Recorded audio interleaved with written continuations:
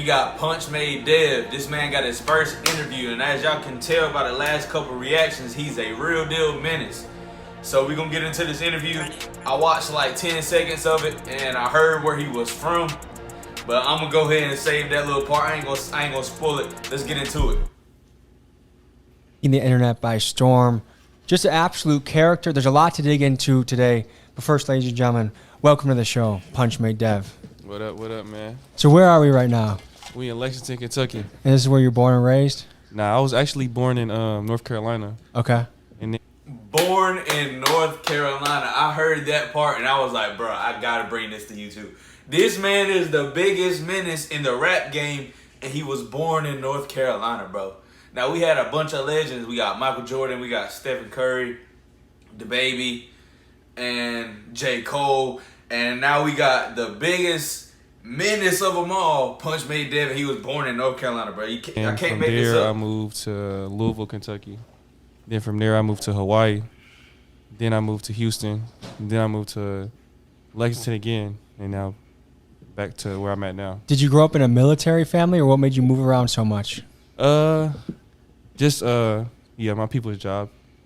Okay. So yeah, I was moving around a lot, new schools all the time. What kind of family did you grow up in? Single mom. Okay. Like 2 brothers. And So I had to be like I'm the oldest too, so. okay. Yeah. So you kind of had to be the parent in some ways, or like step Yeah. up into a role? Yeah, I had to take care of the house and just, yeah, typical, you know. So what was that like? I feel like it taught me a lot, like made me grow up quick. It's taught me a lot of skills. It just made me know that I gotta have my own back. 'Cause a lot of people grow up babies, so they don't really Facts. got the skill. Like they don't have that drive that I feel like I got from like not having that. So do you feel like you've been fending for yourself, surviving for yourself since a young age? Yeah, I wouldn't say like surviving, because I grew up like decent, like pretty good. Okay. So it's not like I still got like everything I want for Christmas and shit like that, but not everything. Why he got a ski mask on? Devin, Mr. Devin, take that mask But- off, man.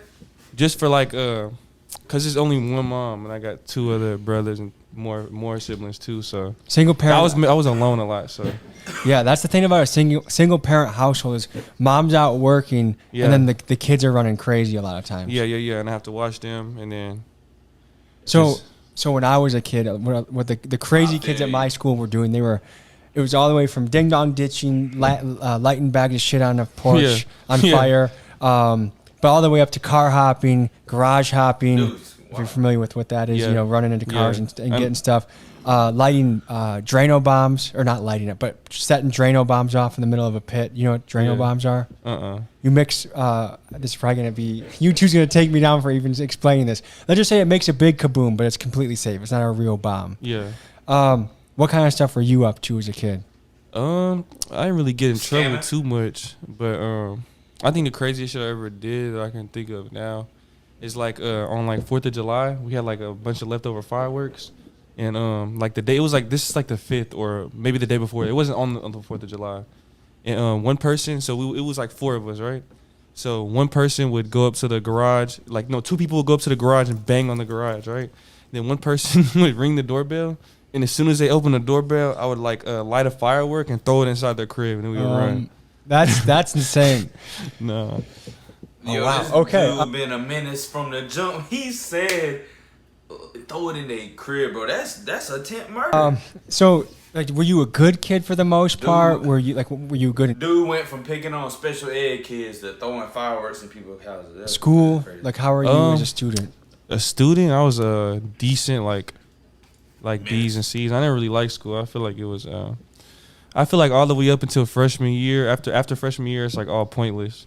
But You- like my you mom seem- wouldn't let me have like terrible grades and shit. So I had like 1A, and then as I got older in like high school, I had like B's and C's only. You seem like a kid that's smart, but you barely tried in school. Yeah, I don't, cause the whole time I was in school, I was doing YouTube. So I was like, instead of learning like the shit in school, I was just on my phone like watching YouTube videos on like how to edit better and just get ideas and shit like that. Okay, so we're gonna eventually get into your scam empire, your rap empire, but let's go to the origin story a little bit, and Yeah. also like just so that people can know back home how much you're wearing. What, like $300,000 worth of jewelry right now? Probably more than that, like 500 plus. That's insane. Yeah. Shit crazy. Also, I thought it was bullshit when I first met him. I called Trax NYC's people out in New York, and they said, yeah, the guy's legit. So, Nah, they know. yeah. So, anyways, there's an absurd amount of jewelry in the room. We just went to Bank of America. We got $10,000 on the table. You were educating us in the scam world, but before we get to all of that, That's the last thing. what was your first initiation into YouTube, and what were you doing before you got into scamming? So, growing up, I always played like hella sports. Track, basketball, football, all the above. And I was good at all of them. Football, I was 18, starting for offense and defense. Same with basketball. And then all the way up until like sophomore year, I started YouTube when I was like 15. So I was doing that. And the reason I started YouTube is because I remember like I asked my mom for like a pair of shoes one time. She was like, no, can't get them. So I was like, damn, I need to find like a way to make my own money. So then I started I was playing 2K at the time. So then I started doing that. So you were doing reaction videos, or you were recording yourself doing video games? Yeah, I was just playing 2K. I was recording myself playing 2K. Well, at first I was doing like outfit videos and like show people how to make shoes on there. And then you can make your own shoes. Yeah, on 2K, yeah. It was like 2K on the video game. Yeah, okay. It was like 2K14 or something like that. And I started doing that. And at first it was just like I was doing it just because it was like actually like genuinely fun, like just to make videos. And I was editing on the PlayStation 2 because they had it like Share Factory or some shit like that. And I was using that, editing the videos and That's when you went by Flight Made Dev? Dev Take Flight. Dev Take Flight. Yeah. Okay. So then I was doing 2K, and then like around like sophomore year, I don't know, this is like when 2K18 came out. Like 2K17, that was like the last one I really enjoyed and was doing YouTube on. I won like some tournament on there. It was called like Mountain Dew and everything. Well, I cheated to win, but I still won. How did you cheat to win? I had people like pull up and throw me games. Like basically get on there and lose on purpose. Okay. So Yeah. did you pay him off, or what'd you do? Nah, they was doing it to support. You just convinced him. Yeah, the support, yeah. So you like to find the way around things, it seems Yeah, like. That's part of your brand. I feel like there's always an easier way to do something. You gotta work smarter, not harder. I don't know. I come from the wrestling world where it's very obvious who won and who lost. And when you Yeah. get your hand raised by the referee, or you're in that cage and you get your hand raised, you know it's because you outworked the guy, you had a better strategy, you had more Yeah. dog in you. Does any part of you like feel bad when you win the cheap way? Hell no, that's strategy, just me being smarter. Like, I mean, as long as you win it, I don't really care how. Okay, so to you, it's any means necessary. It doesn't have to be clean. It doesn't Yeah. have to be with. So what Like, does the word yeah. honor mean to you? Honor,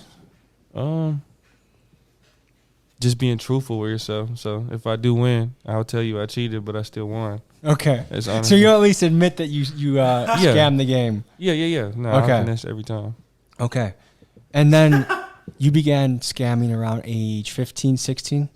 Yeah. So I was doing YouTube, and there was like there's like different ranks on there. Like you can go from like you can be a legend on there, and I was like acting like I was selling like high ranked ass accounts, like with all the badges and like 99 overall, like Legend 5 accounts. And then I would just post them on there and people would buy them, and then I just block them. That was when I was younger though. So would you say finessing has been a strong part of your entrepreneurial spirit?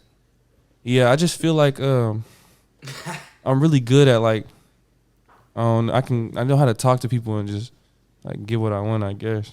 I'm just good. Are you familiar with the term social engineering? Yeah, that's what I was looking for. I'm good at that, like real good at that. Okay, I'm picturing you as a kid reading like 48 Laws of... So dude could have went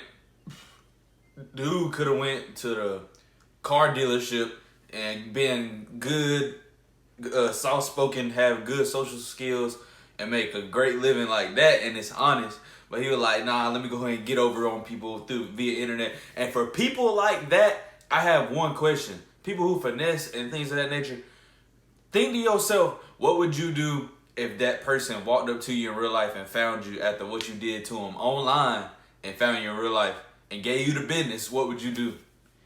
What would you do though? Like that's one thing that I always wondered And about. instead of looking at it as a cautionary tale and what to watch out for, you were like, oh, I'm actually going to implement this stuff. Yeah, I know something about that, but I don't know. I was always like ahead of everybody. Like when I was in high school, everybody else is like just like fucking off and like not doing shit. And like I remember getting there freshman year, I was like, I either gotta blow up on YouTube or something. Like I was like, I got 4 years left to make something work. So by the time I graduate, I'll be moved out or have something going. What does social engineering mean to you? Just the way I feel like it's the way you say things. So, Like, do you know that? The way you go about things. Like Do you know that Bloomberg Business wrote an article about you? Bloomberg Business. On their cybersecurity staff wrote an article about you and another rapper. Nah. And they said they've reached out to PUNCHMADE Dev for comment, but he did not respond. Really? Yeah. Nah, I never seen They were him. talking about how you had explicit instructions on how to write a dump. Oh, Is that what my it's music called again? video. Yeah, you got a dumb, yeah. And a dump is a type of scam where you get a fake stolen identity, Yeah. credit card information, debit card Yeah, information. yeah. Okay, and you have your song doesn't just dip its toes into the game. Like you literally give people one that in a way that rhymes, you give them Yeah. a step by step of how to do what you do. Yeah, I mean, yeah, if you searched hard enough, you'll really find that on the internet already. So I just kind of put it into a song. Just educate people, you know, I don't really do any of that.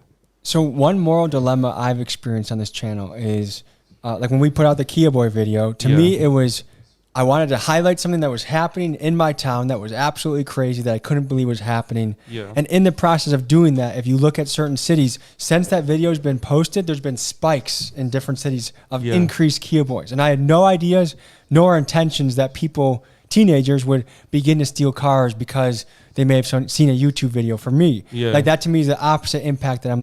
These kids be making grown folk decisions. Like, I could never imagine myself 14, 15 stealing somebody's car. Bro, I couldn't do it. That's part one of this interview. Make sure y'all definitely handle your business with that like button, you dig. I'm back. Get with me.